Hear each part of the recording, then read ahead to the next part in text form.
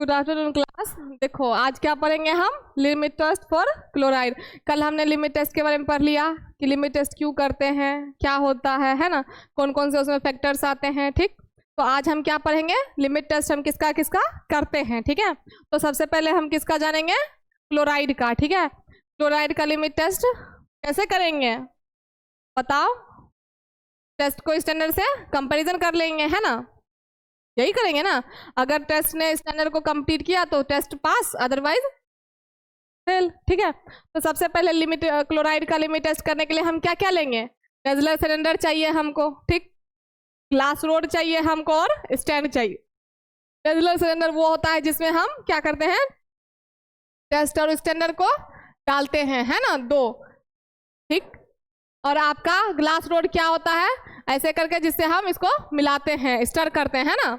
और स्टैंड क्या होता है, जिसपे हम इसको खड़ा करते हैं, ठीक, लगाते हैं। ठीक, तो ये हो गया तीनों रिक्वायरमेंट। अब केमिकल कौन कौन सा चाहिए, नाइट्रिक एसिड चाहिए, सिल्वर नाइट्रेट चाहिए और सोडियम क्लोराइड चाहिए। ठीक है, सिल्वर नाइट्रेट वही है, ठीक, और डाइल्यूट नाइट्रिक एसिड भी आपको पता है और सोडियम क्लोराइड भी पता है। ठीक, तो ये चीज़ें आपको क्या चाहिए, केमिकल रिक्वायर्ड। ठीक, अब देखो क्लोराइड का अगर लिमिट टेस्ट करेंगे तो क्लोराइड का चेक करने के लिए हमको सोडियम क्लोराइड तो चाहिए होगा ना सैंपल में। ठीक है, फिर अब इसका प्रिंसिपल क्या है कि मतलब किस तरह से इसको हम करेंगे। ठीक है, तो सबसे पहले क्या है कि it is based upon the chemical reaction between silver nitrate और सोल्यूबल क्लोराइड।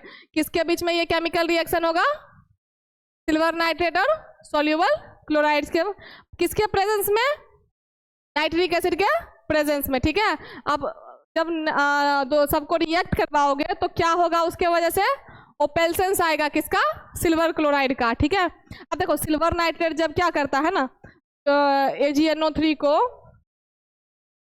AgNO3 ही ना, तो क्लोराइड के साथ अगर तुम रिएक्ट करवाओगे तो क्या बनेगा, Ag जाके क्लोराइड के साथ मिल जाएगा, है ना, तो क्या बना लेगा, सिल्वर क्लोराइड बना लेगा। ठीक, अब सिल्वर क्लोराइड बना लेगा तो उसके वजह से क्या आएगा, एक आपका ओपेल्सेंस बनेगा। ठीक, अब ओपेल्सेंस को ही, टर्बिडिटी को ही तो हम कंपेयर करते हैं ना। ठीक, फिर कहता है कि if the opalescence produced is compare with the standard solution, क्या करेंगे हम, ओपेल्सेंस जो आपका आया उसको हम किसके साथ कंपेयर कर लेंगे, मतलब टेस्ट को स्टैंडर्ड के साथ कंपेयर कर लेंगे। ठीक, कंपेयर करने के बाद क्या करेंगे, if the opalescence in the sample is less than the standard it passes the test.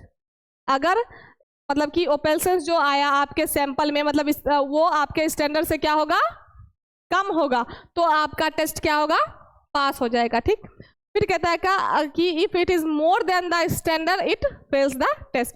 अगर टेस्ट से क्या हुआ, स्टैंडर्ड से क्या हुआ, ज्यादा आया तो आपका टेस्ट क्या हो जाएगा, फेल हो जाएगा। ठीक, फिर कहता है कि the limit for chloride is based on reaction between silver nitrate और सोल्यूबल क्लोराइड। सिल्वर नाइट्रेट को हम क्या करेंगे, इसके साथ रिएक्ट करवाएंगे, क्लोराइड के साथ। अब जब क्लोराइड के साथ करवाओगे तो प्रेजेंस में क्या लोगे, देखो तीन ही केमिकल था, एक था आपका सिल्वर नाइट्रेट, सोडियम क्लोराइड और डाइल्यूट।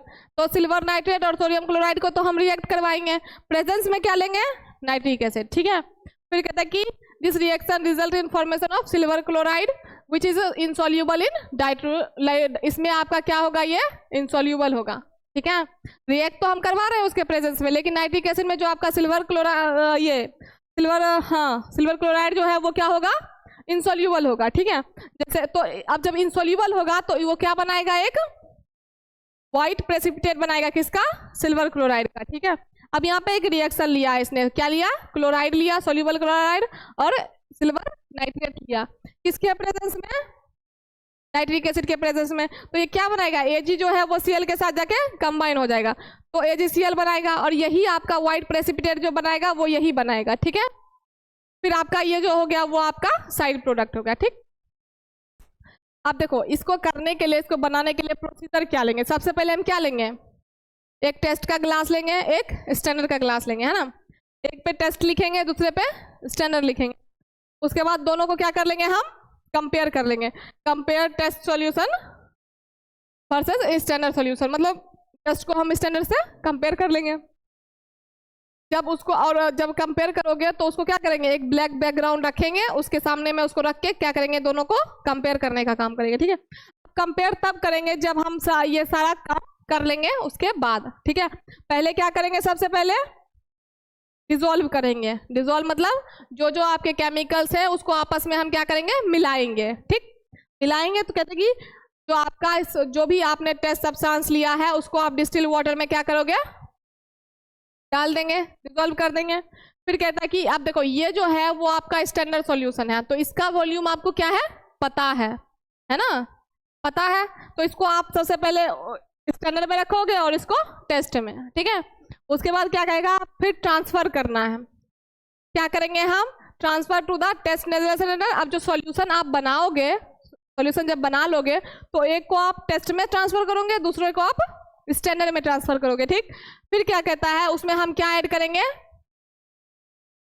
हाँ जब आप उसको दोनों को मेजरिंग सिलेंडर में रख लोगे, नेजुलर सिलेंडर में, उसके बाद उसमें क्या डालोगे, नाइट्रिक एसिड। कितना नाइट्रिक एसिड डालना है आपको, 10 ml नाइट्रिक एसिड डालना है। इसमें भी क्या करना है, सेम। ठीक, देखो ये बस ऊपर का जो ये होगा सारे ही रिएक्शन में अलग होगा, बाद बाकी नीचे का जो होगा वो सेम ही प्रोसीजर फॉलो होगा। ठीक, ठीक है। फिर कहता है कि अब इसका हमको क्या करना है, वॉल्यूम को मेकअप करना है। ठीक, कैसे मेकअप करेंगे, dilute to 50 ml with distil water. Total जो वॉल्यूम हमको पुराना है वो कितना पुराना है, 50 ml, इधर भी और इधर भी। ठीक है, उसके बाद कहता है कि अब जाके हमको उसमें क्या ऐड करना है, सिल्वर नाइट्रेट।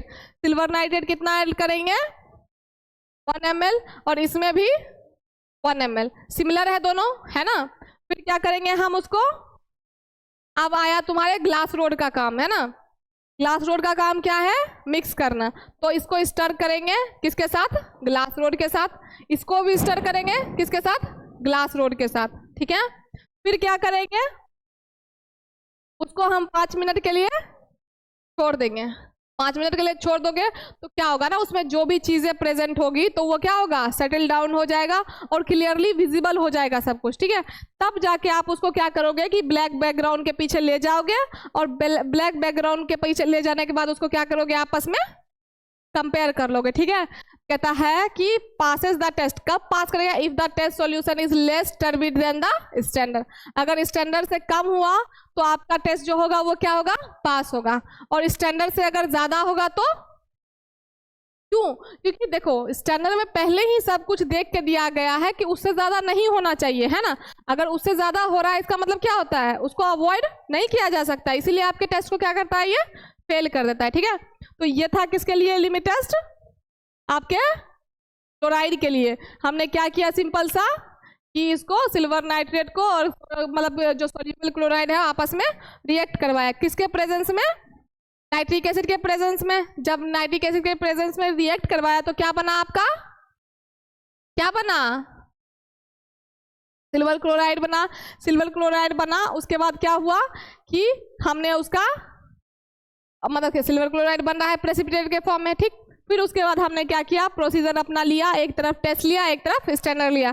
टेस्ट सॉल्यूशन को टेस्ट में डाला, स्टैंडर्ड सॉल्यूशन को स्टैंडर्ड में डाला, और जब ये हम सारा अपना डिसॉल्व कर लेते हैं, ट्रांसफर कर लेंगे, नाइट्रिक एसिड को ऐड कर लेंगे, सिल्वर नाइट्रेट को ऐड कर लेंगे, उसके बाद हम क्या कर लेंगे, सबको मिला के उसको 5 मिनट के लिए छोड़ देंगे। अब जब मिला के छोड़ दोगे तो 5 मिनट उसमें आपको सब कुछ क्लियरली दिखने लगेगा कि उसमें क्या हो रहा है, नहीं हो रहा है। तो उसके बाद जब मिला लोगे तो उसके बाद टर्बिडिटी को कंपेयर कर लोगे। अगर टर्बिडिटी क्या हुआ, स्टैंडर्ड से ज्यादा हुआ तो टेस्ट आपका क्या हो जाएगा, फेल हो जाएगा। और वहीं अगर टेस्ट टर्बिडिटी अगर स्टैंडर्ड से कम हुआ तो आपका टेस्ट क्या होगा, फेल हो जाएगा, सॉरी पास हो।